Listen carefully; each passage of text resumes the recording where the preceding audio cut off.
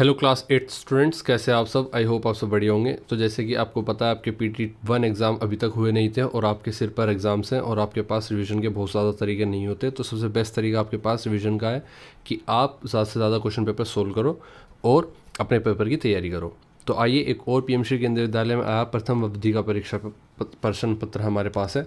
आइए इसको सोल्व करते हैं। देखो, पेपर को सोल्व करने का हमारा मेन मोटिव होता है कि रिवीजन अच्छा हो जाए, मोस्ट इंपॉर्टेंट क्वेश्चंस मिल जाए, रिवीजन अच्छा हो जाए, मोस्ट इम्पोर्टेंट क्वेश्चंस मिल जाए और हमारा अप्रोच पता चल जाए हमें। ठीक है, तो इसी पर्सपेक्टिव से मेरे साथ क्वेश्चन पेपर सोल्व करो। पहला खंड का पहला प्रश्न कहता है, ये हमारे पास कक्षा 8वीं का, मैं फिर से बता दूं, हिंदी का प्रश्न पत्र हमारे सामने। आइए इसको सोल्व करते हैं। प्रश्न नंबर 1, नीचे दिए गए अपठित गद्यांश को ध्यान से पढ़कर प्रश्नों के उत्तर दीजिए। बढ़ती जनसंख्या ने अनेक प्रकार की समस्याओं को जन्म दिया है। ठीक है, रोटी कपड़ा मकान की कमी, बेरोजगारी, निरक्षरता, कृषि एवं उद्योगों के उत्पादनों में कमी आदि। तो बेसिकली बढ़ती जनसंख्या ने कौन कौन सी समस्या सामने ला दी है वो आपके सामने लिखी हुई है। रोटी कपड़ा मकान की कमी, बेरोजगारी, निरक्षरता, कृषि एवं उद्योगों की उत्पादनों में कमी। हम जितना अधिक उन्नति करते हैं या विकास करते हैं, जनसंख्या उनके अनुपात में कहीं अधिक बढ़ जाती है। बढ़ती जनसंख्या के समक्ष सभी सरकारी प्रयास असफल दिखाई देते हैं। कृषि उत्पादन और औद्योगिक विकास बढ़ती जनसंख्या के सामने नगण्य सिद्ध हो रहे हैं। इन सभी बातों को ध्यान में रखते हुए जनसंख्या वृद्धि पर नियंत्रण की अति आवश्यकता है। इसके बिना विकास के लिए किए गए सभी प्रकार के प्रयत्न अधूरे रह जाएंगे। बेसिकली आपको कहा जा रहा है पैसेज में कि जनसंख्या से क्या समस्या आती है और हमें इसको क्यों रोक देना चाहिए, मतलब इस पर प्रतिबंध क्यों लगा देना चाहिए, इसकी वृद्धि पर नियंत्रण क्यों करना चाहिए। आइए क्वेश्चन देखते हैं क्या बनता है इससे। का क्वेश्चन बनता है आपका, जो प्रश्न का बनता है वह बढ़ती जनसंख्या ने किसे जन्म दिया है। तो पहला आपका ऑप्शन है दुर्गुणों को, अनेक प्रकार की समस्याओं को। दूसरा और तीसरा ऑप्शन आपका है दुर्भावनाओं को और चौथा अनेक प्रकार की विपदाओं को। तो बेसिकली जैसे आपको पता है अनेक प्रकार की समस्याओं को, देखो यहाँ पर लिखा हुआ है अनेक प्रकार की समस्याओं को। अच्छा, आपको आंसर वही देना है जो पैसेज में गिवन है, भले ही उसका आंसर ऑप्शंस में कुछ और सही हो आपकी रियल ज़िंदगी में, लेकिन आपको वही आंसर देना है जो पैसेज में गिवन है। ठीक है, तो ऑप्शन सेकंड को सही होगा, अनेक प्रकार की समस्याओं को। खा देखते हैं। खा प्रश्न कह रहा है कि विकास कार्य क्यों नहीं दिखाई देते।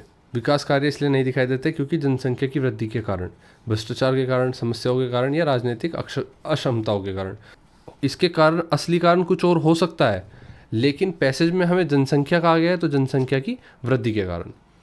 ग पर चलते हैं। ग प्रश्न कहता है बढ़ती जनसंख्या ने इनमें से किस समस्याओं को जन्म नहीं दिया है।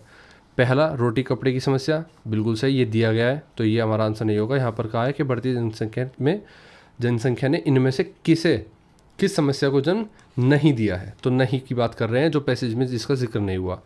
बेरोजगारी की समस्या ये भी दी है, ये भी दी है।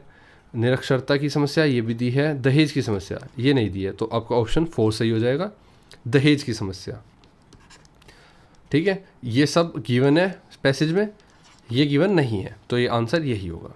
घ देख लेते हैं। बढ़ती जनसंख्या के समक्ष कौन से प्रयास असफल दिखाई देते हैं। तो बढ़ती जनसंख्या के समक्ष सभी सरकारी प्रयास, सभी मानवीय प्रयास, सभी गैर सरकारी प्रयास और सभी सामाजिक प्रयास। तो आपको इसका आंसर पता है कि सभी सरकारी प्रयास, देखो सभी सरकारी प्रयास असफल दिखाई देते हैं। ठीक है, पैसेज में आपको गिवन है। आइए, सभी सरकारी प्रश्न आपका घ के बाद हम चलते हैं यहाँ पर। नगण्य शब्द का सही अर्थ है। पहला बहुत, दूसरा थोड़ा, तीसरा पर्याप्त और चौथा अपर्याप्त। तो आपको पता है कि इसका आंसर दूसरा ऑप्शन होगा, नगण्य मतलब थोड़ा। अब देखो नगण्य का यूज़ कहाँ किया गया है। नगण्य का इस्तेमाल हुआ है यहाँ पर, कृषि उत्पादन और औद्योगिक विकास बढ़ती जनसंख्या के सामने नगण्य सिद्ध हो रहे हैं। तो प्रयास कैसे सिद्ध हो रहे हैं, थोड़े प्रयास आपको कम पड़ रहे हैं। ठीक है, तो यहाँ पर थोड़ा आपका आएगा। नगण्य इस तरह से यूज़ होता है जैसे कि मान लीजिए उसकी गलती इतनी कम थी कि उसको नगण्य माना गया, उसको बहुत कम माना गया। ठीक है, इसके साथ ही प्रश्न नंबर 2 पर चलते हैं। निम्नलिखित अपठित पद्यांश को ध्यानपूर्वक पढ़कर प्रश्नों के उत्तर दीजिए। आपके सामने फिर से एक निम्नलिखित अपठित गद्यांश है। संकटों से वीर घबराते नहीं, आपदाएं देख छिप जाते नहीं, लग गए जिस काम में पूरा किया, काम करके व्यर्थ पछताते नहीं। हो सरल अथवा कठिन हो रास्ता, कर्मवीरों को ने इससे वास्ता।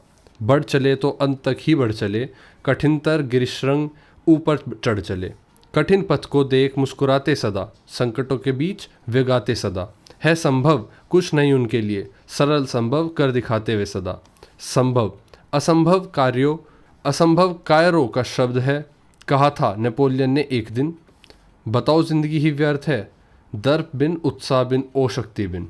संभव कुछ नहीं उनके लिए, सरल संभव कर दिखाते वे सदा। यह असंभव कायरों का शब्द है, कहा था नेपोलियन ने एक दिन। सच बताऊं जिंदगी ही व्यर्थ है, दर्प बिन उत्साह बिन ओ शक्ति बिन। तो आपके सामने एक अपठित पद्यांश हमने पढ़ा। इसके साथ पहला प्रश्न जो इसका है, वीर किसे देखकर छिपते नहीं, संकटों से, दुश्मनों से, आपदाओं से, इन सभी से। तो आपका आंसर होगा आपदाओं से, क्योंकि इन सभी से हो सकता है, लेकिन क्या हमारे पास ऑप्शन, मतलब आपके पास जो पद्यांश में दिया गया है वो देखना है आपको। तो वीर, देखो यहाँ पर हमारा जिक्र हुआ है, संकटों से वीर घबराते नहीं, आपदाएं देख छिप जाते नहीं। तो किसको देख नहीं छिपते? आपदाओं को। तो हमारा छिपने की बात की गई है, छिपते नहीं किसको देखकर? आपदाओं को देखकर। तो ग ऑप्शन बिल्कुल सही होगा। दूसरा आपका प्रश्न है, कठिन रास्ता देख और संकट के समय वीर कैसा व्यवहार करते हैं? मुस्कुराते हैं, रोते हैं, नाचते हैं या सोते हैं? तो आपका आंसर होगा क, मुस्कुराते हैं। ठीक है, देखो यहाँ पर लिखा हुआ है साफ कि कठिन पथ को देख मुस्कुराते सदा। इसी के साथ तीसरा आपका प्रश्न होगा, असंभव के बारे में नेपोलियन का क्या कहना था? पहला, यह कायरों का शब्द है। दूसरा, यह वीरों का शब्द है। यह मेहनती लोगों का शब्द है। यह सज्जनों का शब्द है। तो आपको पता है यह कायरों का शब्द है। असंभव यह कायरों का शब्द है, तो ऑप्शन का बिल्कुल सही होगा। क्वेश्चन नंबर चौथे पर चलता है। किन गुणों के अभाव में जिंदगी को व्यर्थ कहा गया है? दर्प बिन, उत्साह बिन, शक्ति बिन, इन सभी के बिन। तो आपको पता है इन सभी के बिन जिंदगी को व्यर्थ कहा गया है। नेक्स्ट, पांचवा आपका प्रश्न कहता है, उपयुक्त पठ्यांश का उचित शीर्षक दें। क, वीरों के गुण, ख, वीरता, ग, साहसी और घ, कायरता। तो आपको पता है कि वीरता के बारे में बात की जा रही है, वीरों के गुण की नहीं, वीरता की बात की जा रही है। तो खा बिल्कुल सही होगा। उपयुक्त जो पट्यांश आपको दिया गया था ऊपर, उसमें उसका आपको सार बताना था। ठीक है, आइए उसका आपको उचित शीर्षक बताना था। वीरता।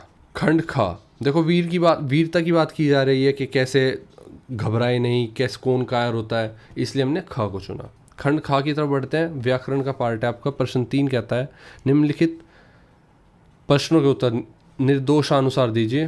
पहला, इधर उधर मत घूमो। रेखांकित शब्द में क्रिया विशेषण है। कौन सा क्रिया विशेषण है इधर उधर में? तो आप जानते हैं क्रिया विशेषण क्या होता है बेसिकली। तो क्रिया विशेषण कौन सा है इधर उधर में? आपको पहला ऑप्शन कहता है कि रीतिवाचक क्रिया विशेषण, दूसरा कहता है कालवाचक, तीसरा स्थानवाचक और चौथा परिणामवाचक।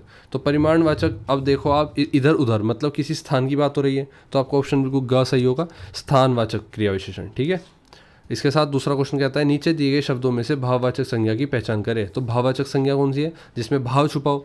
तो दिल्ली एक स्थान का नाम है, लड़का एक व्यक्ति का नाम है, मोहन बीमारी। तो घ क्या है? घ आपका भाववाचक संज्ञा है, एक भाव का नाम हो गया। तीसरे प्रश्न पर चलते हैं। कान भरना। कान भरना मुहावरे का क्या अर्थ है? बेसिकली कान जब भरा जाता है जब कोई चुगली करता है। तो ऑप्शन ए पहले ही सही हो गया हमारा, क, चुगली करना। दूसरा क्या दिया था? धोखा देना, चालाक होना या शोर करना। तो हमारा क्या आंसर होगा? चुगली करना। इसी के साथ हमारा चौथा क्वेश्चन कहता है कि लाल गुलाब कितना मनमोहक है। लाल गुलाब कितना मनमोहक है? वाक्य में विशेष्य पहचानिए। अब विशेष्य पहचानने के लिए क्या करेंगे? क लाल, ख मनमोहक, ग कितना और घ गुलाब। तो हमें पता है कि यहाँ पर क्या है? लाल गुलाब में विशेष्य कौन है? गुलाब है। घ आपका ऑप्शन बिल्कुल सही होगा, गुलाब। पांचवा प्रश्न कहता है, वृक्ष से पत्ते गिरते हैं। वाक्य में रेखांकित पद कौन सा कारक है? तो रेखांकित पद तो आपका से होगा इसमें। ठीक है, यहाँ पर रेखांकित नहीं किया गया। तो वृक्ष से पत्ते गिरते हैं, से क्या है? क कर्म कारक, ख कारण कारक, आपदान कारक और घ संप्रदान कारक। तो आपका ऑप्शन बिल्कुल सही होगा, ग आपदान पदान कारक। छठा क्वेश्चन कहता है साहसी मनुष्य शब्द में कौन सा विशेषण है। तो साहसी मनुष्य शब्द में जो आपका साहसी मनुष्य है इसमें कौन सा विशेषण है। और पहला प्रश्न कहता है गुणवाचक विशेषण, ख कहता है परिमाणवाचक, ग कहता है संख्यावाचक और घ कहता है सर्वनामिक विशेषण। तो आपका होगा इसमें, क्योंकि साहस एक गुण की बात की जा रही है मनुष्य की, तो क्या होगा गुणवाचक का, बिल्कुल आपका ऑप्शन बिल्कुल सही होगा। सातवें पर चलते हैं। सर्वनाम में सर्वनाम वे शब्द है जिनका प्रयोग क संज्ञा के स्थान पर हो जाता है, ग क्रिया के स्थान पर होता है, ख विशेषण के स्थान पर होता है और घ इनमें से कोई नहीं। तो आपको पता है सर्वनाम वे शब्द हैं जिनका प्रयोग संज्ञा के स्थान पर किया जा सकता है, का ऑप्शन को सही होगा। आठवें प्रश्न पर चलते हैं। सामाजिक शब्द में कौन सा प्रत्यय है। अब देखो प्रत्यय क्या होता है, जो शब्द के मूल रूप से शब्द के साथ जुड़ा होता है। क कहता है विक, ख कहता है इक, ग कहता है वा, घ कहता है वास। अब यहाँ मूल शब्द क्या है समाज, मूल शब्द समाज, और इसमें क्या जुड़ा इक जुड़ा हुआ है, तो ख ऑप्शन को सही होगा। इक जुड़कर क्या बनाए, इक जुड़कर बनाए सामाजिक। इसके साथ क्वेश्चन नंबर 9 पर चलते हैं। विज्ञान शब्द में उपसर्ग है क वि, ख विग, ग ज्ञान और घ अन। तो आपको पता है कि ये मूल शब्द क्या है, इसमें ज्ञान, क्या जुड़ा हुआ है इसमें क वी जुड़कर क्या बनाए विज्ञान। 10वां प्रश्न कहता है हमें इनमें से निश्चयवाचक सर्वनाम का उदाहरण कौन सा है। अब निश्चयवाचक सर्वनाम मतलब कि निश्चित करता है कि किसके बारे में बात की जा रही है, वो सर्वनाम जो निश्चित करता है। तो कोई यहाँ पर अधूरा है, ये निश्चित है, जो ये भी अधूरा है और कुछ ये भी अधूरा है। तो ख ऑप्शन को सही होगा, ये है। खंड गा की तरफ चलते हैं। पाठ्य पुस्तक। तो प्रश्न 4 निम्नलिखित प्रश्नों के उत्तर दीजिए। प्रश्न 4 में जो प्रश्न दिए गए हैं पार्ट्स में, इनको कर लेते हैं। पहला प्रश्न कहता है स्वदेश कविता में देश प्रेम के लिए बहुत सी बातें आई हैं, आप देश प्रेम से क्या समझते हैं, बताइए आप देश प्रेम से क्या समझते हैं। अब आपके सामने जो कविता थी देश प्रेम, उसमें बहुत सी बातें आई हैं, वीरों की, बाकी सब चीज़ की। तो आइए उसको समझते हैं। तो फोर्थ का आंसर होगा देश प्रेम का अर्थ है अपने देश के लिए सच्ची निष्ठा। अच्छा, मैं जो बोल रहा हूँ वो आपको जो PDF प्रोवाइड कराई जाएगी आंसर्स की इस क्वेश्चन पेपर के साथ विद डिटेल्ड सॉल्यूशन, उसमें जो मैं बोल रहा हूँ वो सब आपको लिखित रूप में मिलेगा। लेकिन अभी क्योंकि समझाने की बात है तो मैं अभी एक एक शब्द बोल दूंगा, उसके साथ जो इंपॉर्टेंट चीज़ें हैं वो लिख दूंगा। लेकिन इसके बाद आपको क्या करना है, डिस्क्रिप्शन में जाना है, टेलीग्राम का लिंक लेना है और स्टेप फॉलो करके अपनी PDF ले लेनी है, ठीक है। आइए चलते हैं। तो आपको PDF कैसे मिलेगी, आपको आंसर्स की PDF कुछ इस प्रकार मिलेगी जिसमें डिटेल सॉल्यूशंस होंगे और हर क्वेश्चन पेपर की मिलेगी जो भी हम सोल्व करेंगे।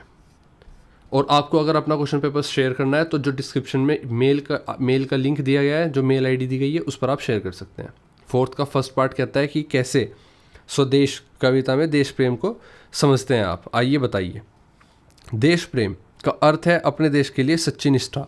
तो सच्ची निष्ठा हो गई एक, तो ठीक है जी। सच्ची निष्ठा, सेवा और समर्पण का भाव रखना, सेवा और समर्पण का भाव, इसका मतलब केवल भावनाओं तक सीमित नहीं है बल्कि कर्मों से भी जुड़ा है।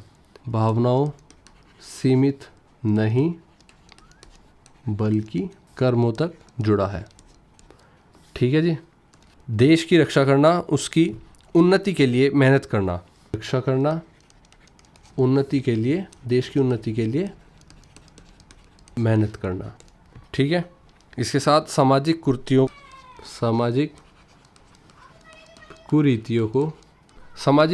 का विरोध करना, व देशवासियों के प्रति अपनत्व और सहयोग की भावना रखना, अपनत्व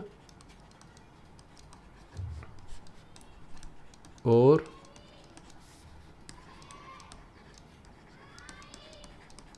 सहयोग की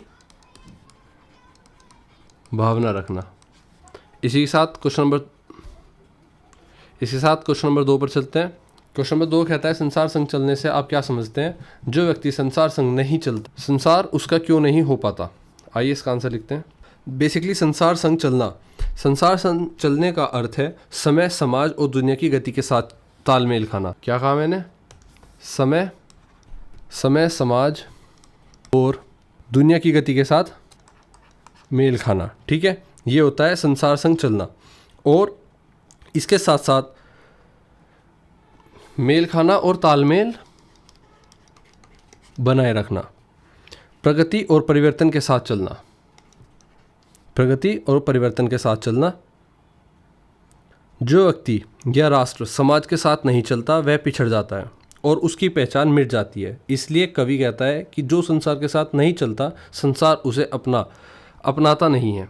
ठीक है, इस तरह से हम अपना आंसर लिखेंगे। आइए नेक्स्ट क्वेश्चन पर चलते हैं। क्वेश्चन नंबर 3, वह हृदय नहीं है पत्थर है। पंक्ति में हृदय के लिए पत्थर शब्द का प्रयोग क्यों किया गया है? मतलब जब आप कहते हैं कि वह हृदय नहीं है पत्थर है, तो आप हृदय को पत्थर क्यों बताते हैं? इस शब्द का प्रयोग क्यों किया गया है ये बताना है। तो बेसिकली होता क्या है, यह पत्थर एक रूपक है। ठीक है, क्या है? पत्थर रूपक है। ठीक है, अब ये रूपक क्या करता है? जो उस व्यक्ति के हृदय के लिए प्रयुक्त हुआ है जिसमें देश के लिए प्रेम, संवेदना और समर्पण नहीं है। उस व्यक्ति के लिए, उस व्यक्ति के लिए जिसमें देश के लिए, जिसके व्यक्ति के लिए, जिसके देश में, जिसके दिल में देश के प्रेम के लिए संवेदना और समर्पण नहीं है। देश के लिए प्रेम, संवेदना और समर्पण नहीं है। ठीक है, इसलिए यूज़ किया गया है और ये एक तरह का इशारा करता है कि वो पत्थर का दिल है। पत्थर में न तो भावना होती है न ही प्रतिक्रिया। ऐसा हृदय निसंदेह, ऐसा हृदय निसंवेदनशील, कठोर और निष्क्रिय होता है जो देश के लिए कुछ नहीं करता। इसलिए कहा गया कि वह हृदय नहीं पत्थर है। ठीक है, आप અહીંયા देखिए, लेखक के, जो आपका अगला क्वेश्चन है, लेखक के घर में चिड़िया ने अपना घोंसला कहाँ बनाया? उसने घोंसला वहीं क्यों बनाया? ये आपको बताना है कि लेखक के घर में चिड़िया ने अपना घोंसला कहाँ बनाया, उसने घोंसला वहीं क्यों बनाया होगा, ये आपको आंसर देना है। अब देखो आप, जो लेखक के घर में चिड़िया ने घोंसला बनाया, लेखक के घर में चिड़िया ने बैठक की छत में लगे पंखे के गोले में घोंसला बनाया। उसने वहीं इसलिए घोंसला बनाया होगा क्योंकि वह जगह ऊंचाई पर सुरक्षित, गर्म और शांति थी। ऊंचाई, गर्म, सुरक्षित और शांत थी वह जगह। ठीक है, इसलिए बनाया होगा। आइए नेक्स्ट क्वेश्चन तक बढ़ते हैं। आपको कहानी का कौन सा पात्र सबसे अच्छा लगा? घर पर रहने आई गौरैया, माँ, पिताजी, लेखक या कोई अन्य प्राणी? आपको उसकी कौन सी बात अच्छी लगी और क्यों? देखो, मुझे इस आपको लिखना है, ये एक तरह से नोट की तरफ लिखे होगे आप, कि मुझे इस कहानी में माँ का पात्र सबसे अच्छा लगा। आप माँ लिख सकते हैं, माँ बड़ा, आप माँ के ऊपर क्वेश्चन नहीं बनता तो भी आंसर लिख दोगे। माँ, मुझे इस कहानी में माँ का पात्र सबसे अच्छा लगा। वे संयमित, संवेदनशील व व्यवहारिक हैं। संयमित, संवेदनशील, व्यवहारिक हैं। ठीक है, इसी के साथ उन्हें पक्षियों और जीव जंतुओं के प्रति गहरी करुणा है। फिर वे पिताजी की चिड़चिड़ाहट और नाराज़गी का बड़ा धैर्य से सामना करती हैं और व्यंग्य तथा हास्य के माध्यम से माहौल को हल्का बनाए रखती हैं। माँ की यह विशेषता मुझे बहुत अच्छी लगी कि वे संघर्षपूर्ण परिस्थितियों में भी मानवीय और सहानुभूति नहीं खोती। वे न केवल गौरैया की सुरक्षा करती हैं बल्कि परिवार में संतुलन भी बनाए रखती हैं। ये आप आंसर लिख सकते हैं। अब इस आंसर को एज अ लिखित तौर पर मैं आपको PDF में प्रोवाइड करा दूंगा, आप ले लेना। खंड खा, रचनात्मक लेखन। प्रश्न 5, किसी एक विषय पर पत्र लिखिए। आप बीमार हैं, विद्यालय आने में असमर्थ हैं, 3 दिन की छुट्टी के लिए अपने प्राचार्य महोदय को पत्र लिखिए। या फिर आपको लिखना है मित्र को परीक्षा में प्रथम स्थान प्राप्त करने पर बधाई पत्र। तो दोनों लिख लेते हैं। आइए, अब इसका एक फॉर्मेट होता है, उस फॉर्मेट को सीखते हैं। पत्र लिखने का एक होता है आपका फॉर्मल, एक इनफॉर्मल, एक औपचारिक, एक अनौपचारिक। तो आइए औपचारिक पत्र लिखते हैं। सेवा में प्रधानाचार्य महोदय, इसके बाद विद्यालय का नाम और अपने शहर का नाम, का आबासा विद्यालय और का खागा नगर। ठीक है, फिर आप लिखेंगे विषय, दिनांक लिखने के बाद, जैसे मान लीजिए आज है आपकी 18 अगस्त 2025। इसके साथ ही आप लिखेंगे विषय। अच्छा, फॉर्मेट हमेशा यही होना चाहिए। ठीक है, विषय 3। ठीक है, अब आपको इसके बीच में यहाँ पर गैप आना चाहिए, यहाँ पर गैप आना चाहिए, ये सब एक साथ होना चाहिए, ये सब एक साथ, यहाँ पर गैप, यहाँ पर गैप, फिर यहाँ पर हल्का सा गैप, फिर यहाँ पर लिखोगे आप महोदय या महोदया, सविनय निवेदन यह है कि, ठीक है। फिर आप स्टार्ट करेंगे यहाँ से हल्का सा गैप देकर। तो आपने इस तरह से अपना पत्र लिखा जो कि औपचारिक प्रश्न पत्र था। अब आप इसको समझे। बेसिकली आपको हमेशा क्या चीज़ याद रखनी है, आपको याद रखनी है कि जो ये पहला बॉक्स है ये एक साथ होगा, फिर एक गैप आएगा, ठीक है। फिर आप जो ये लिखोगे दिनांक, डेट, ये आएगी एक साथ, डेट आएगी, फिर आपका गैप आएगा, ठीक है। ये पैटर्न ज़रूरी है, ये फॉर्मेशन है, ठीक है। विषय लिखोगे आप यहाँ पर, मतलब सब्जेक्ट लिखोगे, फिर आपका यहाँ पर गैप आएगा, ठीक है। उसके बाद महोदय या जो भी आप रिस्पेक्टेड जिसको भी लिख रहे हैं उसके लिए एक आदरणीय शब्द लिखोगे और फिर गैप आएगा, ठीक है, गैप।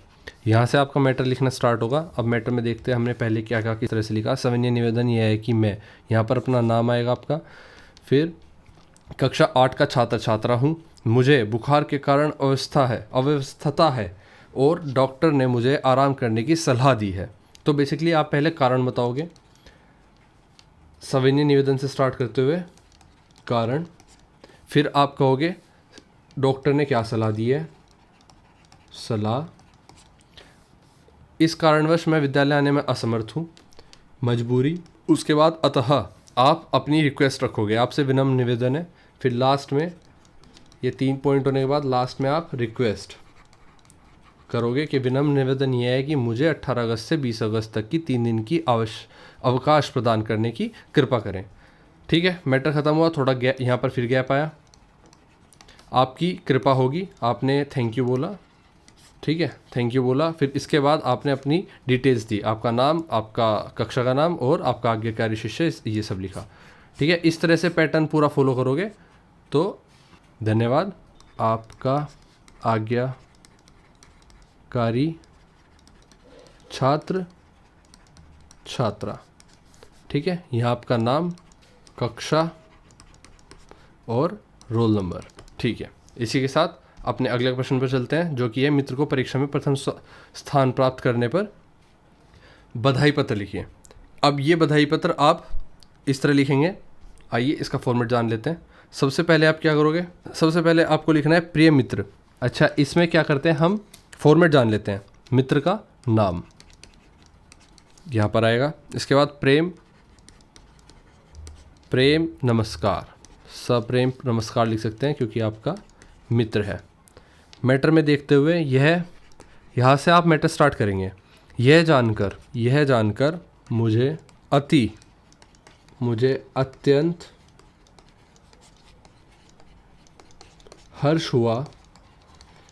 फिर आप पूरी बधाई देंगे कि तुमने अपनी कक्षा की वार्षिक परीक्षा में प्रथम स्थान प्राप्त किया है। तुम्हारी कड़ी मेहनत, लगन और अनुशासन का परिणाम है। तुम्हारी सफलता से न केवल तुम्हारा परिवार बल्कि हम सभी मित्र भी गर्व अनुभव कर रहे हैं। तुम्हारी उपलब्धि से मुझे भी प्रेरणा मिल रही है कि मैं और अधिक परिश्रम करूं। मुझे पूरा विश्वास है कि आने वाले वर्षों में भी तुम इसी तरह सफलता के नए नए कीर्तिमान स्थापित करोगे।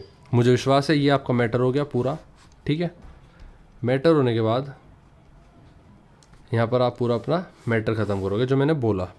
फिर यहाँ पर मुझे विश्वास है कि तुम इसी प्रकार की परिश्रम करते रहोगे और जीवन में आगे सफलता प्राप्त करोगे। मेरी शुभकामनाएं सदा तुम्हारे साथ रहेंगी।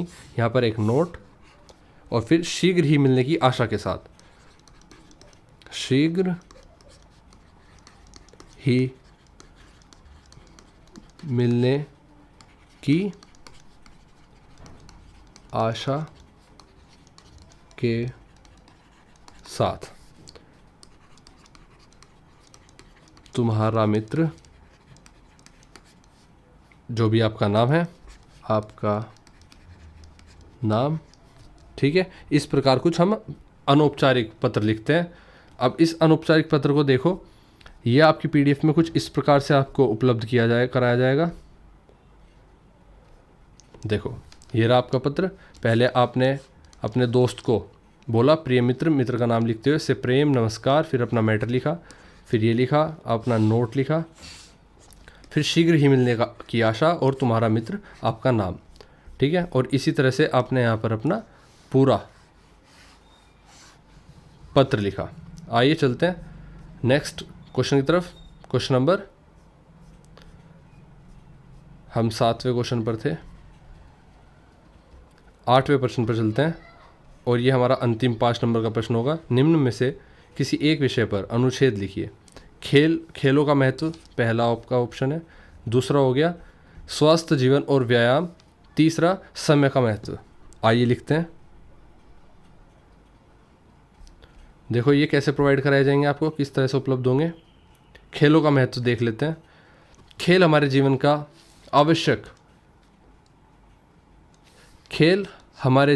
आवश्यक अंग है। ये न केवल शरीर को स्वस्थ और मजबूत बनाते हैं, बल्कि हमें अनुशासन, सहयोग, धैर्य और परिश्रम जैसी गुण भी सिखाते हैं। खेल खेलने से मन प्रसन्न रहता है और पढ़ाई में भी मन लगता है। खेलों के माध्यम से हम एकता और टीम भावना सीखते हैं। खेल हमें हर जीत को समान भाव से स्वीकार करना सिखाते हैं। इनमें आत्मविश्वास बढ़ता है और मानसिक तनाव दूर होता है। अतः प्रत्येक छात्र को पढ़ाई के साथ साथ खेलों में भी भाग लेना चाहिए, क्योंकि यही पूर्ण विकास की कुंजी है। दूसरा हमारा है कि स्वास्थ्य जीवन और व्यायाम, आप इस पर भी लिख सकते हैं या फिर आप इस पर भी लिख सकते हैं, समय का महत्व। अब क्योंकि मैंने आपको एक करा दिए हैं और बाकी 2 PDF में प्रोवाइड करा दिए हैं, तो आप वो खुद करेंगे, ठीक है। इसी के साथ हमने कक्षा 8वीं का हिंदी का क्वेश्चन पेपर आपका हल किया, जो कि आपको पेपर में बड़ी हेल्प करा सकता है। और इसी तरह से जुड़े रहिए, अपने दोस्तों को क्वेश्चन पेपर का ये सॉल्यूशन शेयर कर दो, वीडियो को लाइक कर दो, चैनल को सब्सक्राइब कर दो। मिलते हैं आपकी क्लास के अगले क्वेश्चन पेपर को सोल्व करते हुए। तब तक के लिए दोस्तों बाय। थोड़ा पेपर को ध्यान से करो, ठीक है ना। पेपर आ रहे हैं, पेपर को सीरियस लो। आप अभी पेपर अच्छा करोगे तो आपके हाफ ईयरली और आपके एंड वाले पेपर बहुत अच्छे से होंगे। मिलते हैं।